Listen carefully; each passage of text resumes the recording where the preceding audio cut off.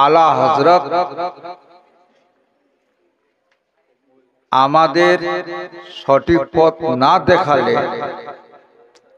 রাসূলুল্লাহ সাল্লাল্লাহু তাআলা আলাইহি সাল্লামের নিয়াবত প্রতিনিধি হিসাবে যে দায়িত্বটা পালন করেছেন, প্রত্যেক ক্ষেত্রে যেখানে যেখানে ঈমান নষ্ট হওয়ার সম্ভাবনা ছিল আলা হযরত সেখানে কোরআন শরীফের তরজমা লেখে, ফতোয়া লেখে,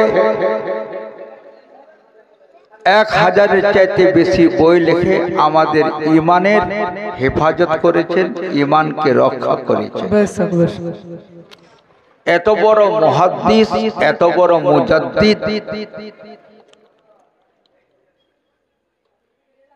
যার সম্বন্ধে